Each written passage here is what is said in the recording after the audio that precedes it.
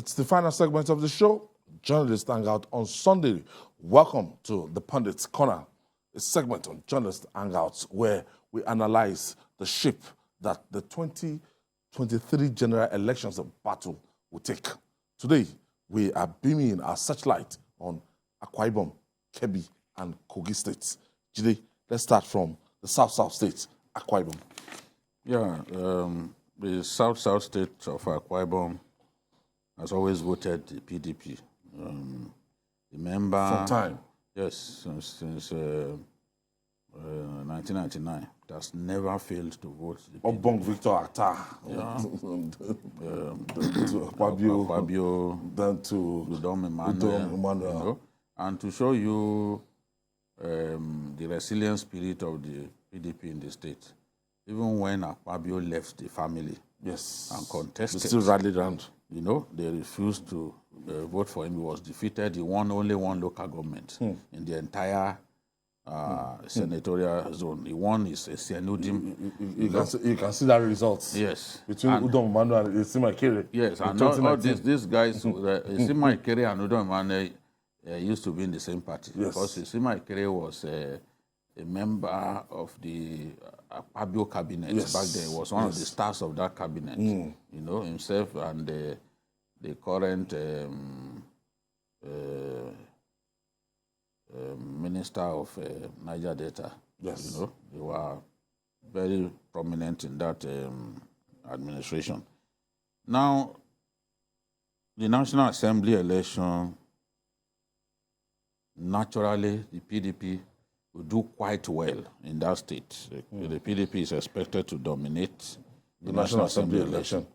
But all eyes will be on the senatorial district of Akpabio himself. Yes. Now, Akpabio and his kinsmen have 3 local governments. The PDP candidate has 5 local governments. Okay. And that the PDP candidates parts of the state are yet to produce a senator. Remember, that was the main contention that Akpabio should have left the ticket. Yes, you know, for that part of Akwa Ibom. Because they are saying, look, we have never produced a senator, so this is our turn. Now, Akpabio has a tough battle on his hand because those people have the numbers. They are in the majority. And they have 5 local governments. He has 3. So this time around, many people are thinking that, look, let's give it to Akpabio. Let him win this election. But at the same time, you never can tell when it comes to ethnic issues. It's always easy for people to be rallied around ethnicity, you know. So Akpabio, even at this point, I cannot predict that he will win the election because the other ethnic group have 5 local governments to his 3. So it's a tough battle that we are expecting there. The remaining senatorial district will be won by the PDP. Although the YPP candidate, Albert, who used to also be the senator, Albert, who used to be working in the cabinet of Akpabio. Yes, he was very popular in the Uyo zone. His influence should drive votes to the candidate of whoever is representing that senatorial district. But I still think that ultimately the PDP candidate the natural PDP family. And the same pattern that the House of Reps battle will take in that state. The governorship battle is another very interesting situation. As we speak, Etainang took his party to court. That's APC. Yes. Now, INEC is yet to list APC on the ballot. we don't know. Anything can still happen before the election, but it's not looking good at all, because if at this time they have not been listed, so who will you be rallying your people to already vote for? Udom Manuel is strong enough. He has chosen a successor, you know. Udom Emmanuel's choice is not the candidate that the Supreme Court settled for. Michael Enyong is an House of Reps member. He took his party to court. He said, look, I'm the authentic candidate, this and that, and he succeeded in court. INEC has gone ahead to list him as the They've got it to the Supreme Court level? Huh? They've got INEC listed... Okay. He's a member...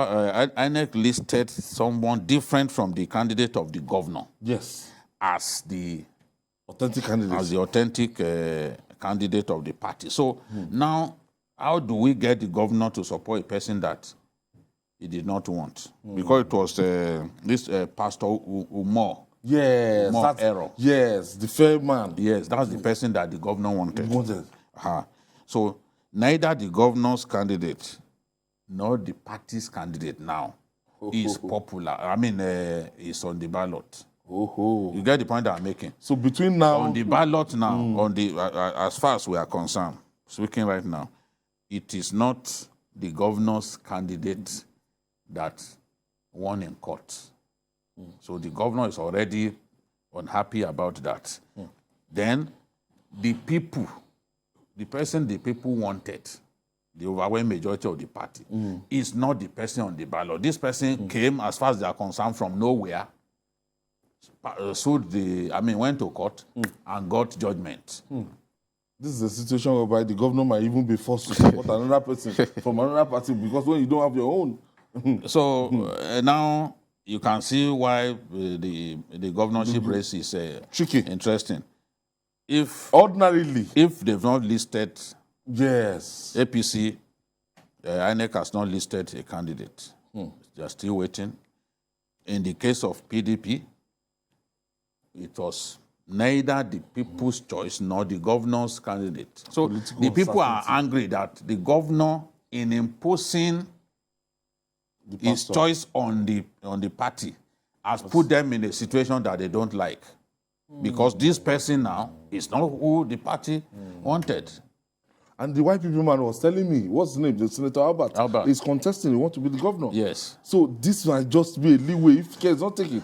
Well, if the governor fails to support this person because it's not his choice. But of course, he too has quarreled with Albert, so he cannot even give Albert his support.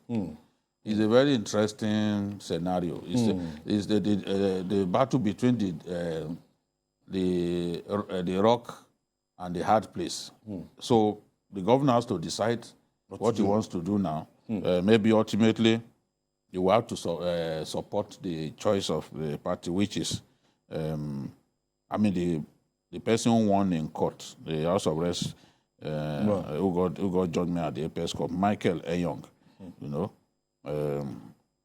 So that's that. There is a bit of revolt among the party members that it was Governor Udom who brought this kind of unfortunate situation on them, where somebody came from nowhere, somebody that they do not want, has become the candidate of the party. Perhaps this could create an interesting scenario in the party whereby an unlikely person, a dark horse, yes, and yes, will just come from nowhere, yes, and but as I always say, it's a PDP state, and you always fancy the chances of the. It all depends on, because if you look at the whole of the South, apart from Wike, no governor has the resources at Udom Emmanuel. But Udom Emmanuel is said to be very frugal. Yes, he doesn't dish. But he has the resources. If he wants to use it, he can go a long way.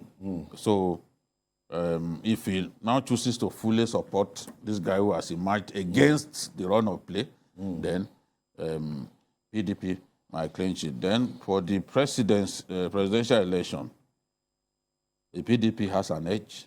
Atiku Abubakar has an edge over just take Akwa Ibom over others. He has an edge. Asiwaju too is making some progress. In fact, has made inroads. Yes. He might get more than the 25%. Yes. Required. In fact, it's suspected I could get up to 30 or 35 because there are many people in that state who think that, look, at this time, it should be power should go to the south. But still, it's going to be PDP for the presidency. Yes, PDP should win because he's the chairman of the campaign in the South. Yeah. So he will want to do his best to make sure that he delivers. So let's go to Kebbi State now. Now, Kebbi, there are two individuals who have changed the dynamics of Kebbi politics now. Senator Adamu Alero from Kebbi the former Central, governor. The former governor, and he's actually the leader when it comes to Kebbi politics.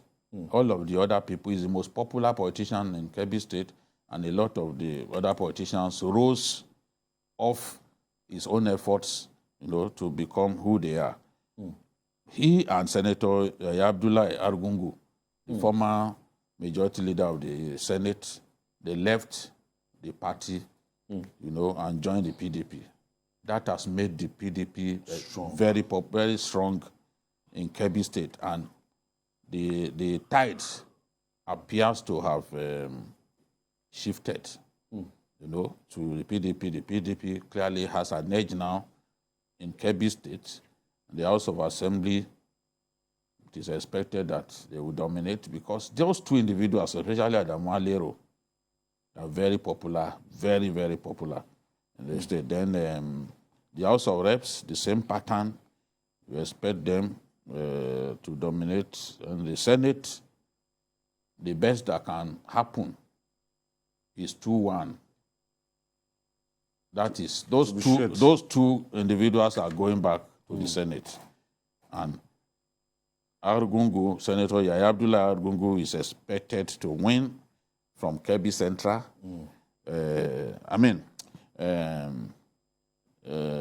Alero is expected to win from Kebbi Central. Senator Yahya Abdullah is expected to win. And Kebbi South I can't project what will happen in Kebbi South at this time because it will be a tight race. Ibn Nala is going back. Senator? Yes. Old hand? Yes, but he has a lot of work to do, in that area. For the presidency, everyone that I've spoken to told me that Asiwaju Bola Ahmed Tinubu is very popular, but that they are expecting a narrow victory for Atiku, something like 52-48%. Even PDP members admitted that it's a tough one. Some of them told me, look, we don't know who will win. It's too close to call. It's too close to call, but majority are giving it to Atiku by a narrow margin. Again, because of the momentum that PDP is enjoying right now. PDP is enjoying a lot of momentum at this time because of the switch of those two individuals to the party. It has energized the PDP, and a lot of them complain that the governor has not really performed. They are not happy. Then there's division, serious division within the APC, which led to so many defections. So all of this will hurt the APC, no doubt about it. It has left Kebbi hanging in the balance. APC has a lot of work to do to not lose the state in terms of the governorship, and other contests. But the presidential race will be quite close. That's what everyone is telling me. So narrow victory for Atiku, yes, for Atiku in the presidential race. In the presidential race. But many people will still think that it's too close to call. All right. We go to the final states, that Kogi State. Oh, that's my state. North Central. Kogi has 7 local governments that account for more than 50% of the entire votes in the 14 local governments in the state. Just 7 local governments.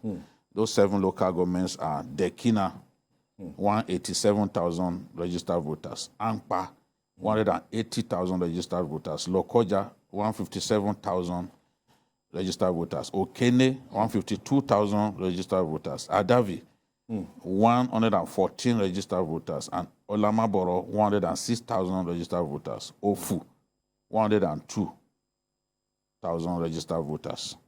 That's 52% of the entire registered voters in the 14 local governments of the state. So it means that you know where the votes are. Yeah. The votes are the Kina, Ankpa, accounting for. That's the Igala axis. Yes. And And even Lamaboro and Ofu. The Igala, out of the 7 local governments, Igala's area is 4. That is Ofu, Olamaboro, Ankpa, Dekina. The deputy governor is from Olamaboro and is a very strong mobilizer in that area. Yeah. And there is also Senator Echocho, Jubrin Issa. Yeah, older. He's done very well, in terms of infrastructure and all that. He's always been someone contested for who governorship. likes his people. Even when he was in the bank, he empowered a lot of people. So Echocho is someone who will be very useful to anyone contesting and looking for votes from Dekina. Is from Dekina, which is the biggest local government in terms of Then there's also Honorable Ibrahim Abdullahi from Ankpa. He's also a strong mobilizer in that area. And a big kid on the block, Paul Gowan. Paul Gowan? Yeah, Paul Gowan. Where's he from? Otherwise known as, in Jesus' name, he's representing Dekina Basa.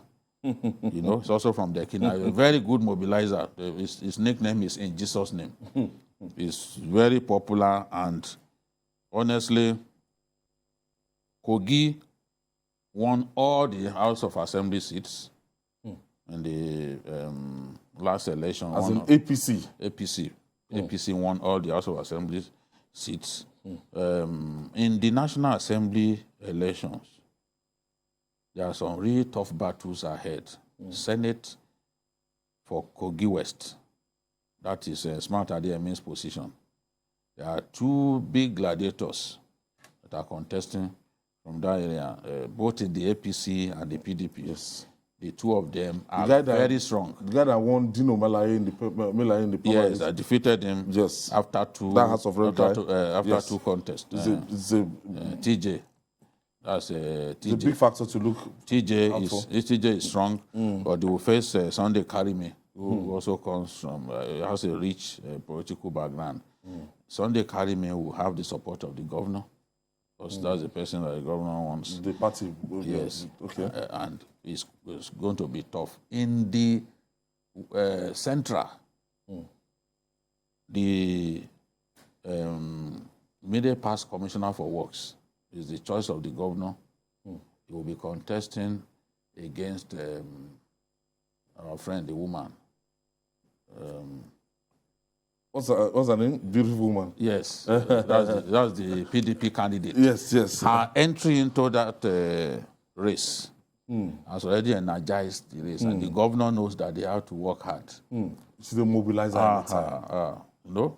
The mobilizer anytime. The governor knows that she has to work hard because she has brought energy into the race. But incumbency factor in our politics is not something that you can easily wish away. Big factor. Despite the fact that we don't have the governorship contest slated for. But that's his constituency. Yes. And there is so much infrastructure, so much work that has been done in the Okene area that the governor can point to, including the ultramodern hospital that was opened the other day, including the KUSTEC, the Science and Tech University in Adavi local government. So the governor should be able to steer the immediate past commissioner for works to victory. Yes, but we all know that's going to be tough. Looking at this, for the presidential election, how strong is the PDP in Kogi State to be able to match up to the White Lion and is the All Progressive Congress? The PDP is strong. Kogi West, for example, has always been dynamic. Sometimes you can't predict what will happen. But the interesting thing is that in every part of Kogi West, every part, Asiwaju Bola Ahmed Tinubu is popular. Whether, you know, Faleke is there. Faleke is from Kogi West. Yes. Faleke is a big factor. Is incrementally strong as a politician, you know, and influential. So the whole of that area, you know, it delivered this whole constituency with an audacious margin during the last election. Delivered it, yes, to Governor Yabelo, you know. So without any resort to violence or anything, people listen to him. So with him, you can be sure that Kogi West is secure for the governor. I mean, for Asiwaju Bola Ahmed Tinubu. With the governor and playing his effort with all of his foot soldiers, Ododo, Didat, and the rest of them, they will be too strong for the PDP presidential candidate in Kogi Central. And then in Kogi East, where Edward, the deputy governor, comes from, there's a lot of mobilization going on. You know, so many of the Ajaka, all of them are working hard for Asiwaju Bola Ahmed Tinubu. It looks clear to me that Kogi is one of the states of the North Central that Asiwaju Bola Ahmed Tinubu will pick. So I can project without reservation that Tinubu will be elected as the presidential candidate in Kogi State. The other party, the Labour does not feature at all in Kogi? No. NPP? No presence? No. So the battle is between the People's Democratic Party and the All Progressive Congress. You know, PDP too control the state for some time. So yes. So they are still strong. They still have the structures. Captain Idris Wada, that was the first governor. I forgot the name of Ibro, Governor Ibro, that time. So it's a win for Tinubu in Kogi State. In Kebbi, it's going to be a very close race. Some people are saying too close to call. Okay. But I see a narrow win for Atiku there. And then in Akwa Ibom, Atiku should carry the day, thanks to the efforts of the governor.